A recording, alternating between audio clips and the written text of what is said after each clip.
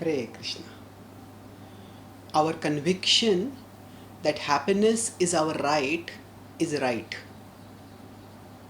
We all not only long for happiness but also feel that happiness is our right. That we feel that very strongly that we deserve to be happy. We have a right to be happy. And this conviction actually, if seen in one way, runs contrary to the reality of the world. If we look at the world, there are so many people who are starving. There are so many people who are suffering in various ways. And yet, all those people also have that conviction that their happiness is their right. Now, why do we have this conviction that happiness is our right while living in a world where happiness is at best elusive? Not many people have it. And further, if we see the the even the things that give us that promise happiness, they often turn out to be anticlimactic. There are pleasures that are glamorized incessantly in today in materialistic culture, but the actual experience of those pleasures turns out to be anticlimactic. There's just a little pleasure, and after that there is disappointment. So crippling disappointment, heartbreaking disappointment at times. This of course refers to sexual pleasure, where the fantasies go on for years and the actual experience ends within minutes. So now, what exactly is going on here? Why is the experience of happiness in the outer world so elusive, while the conviction that happiness is our right is so strong? That is because Bhagavad Gita explains that our conviction is right, but our direction is not right.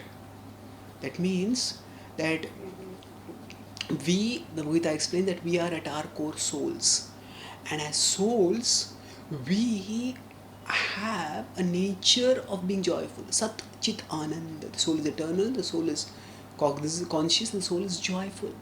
So, joyfulness is a part of our very spiritual nature. But when we misidentify with matter, when we think of ourselves as the material body and we think that material things will give us happiness, then we are looking for happiness in the wrong place. And because of looking for happiness in the wrong place, we don't get happiness. So, sometimes in materialistic culture, people create a propaganda and an illusion that happiness is there, that everyone else is enjoying and I am alone, I'm not enjoying. And if I just get the products, the goodies, the gadgets which the culture is glamorizing, then I'll become happy. But that is an illusion. Rather, we need to turn towards the spiritual level of reality. And there we can experience the happiness that is a part of our very identity. In the Bhagavad Gita, Krishna says that when we perceive our true self, we become naturally joyful. Yatro paramate chittam niruddham yoga sevaya yatra chaivatmanatmanam pasyanatmani tushyati yatra uparamate chittam. That when there is the consciousness is no longer caught in materialistic passions, niruddham yoga sevaya, by the practice of bhakti, by the practice of yoga. There can be different yogas that can be practiced, but Krishna directs the thought flow in the 6th chapter towards bhakti yoga ultimately. Yatro paramate chittam niruddham yoga sevaya yatra chaiva atmanatmanam.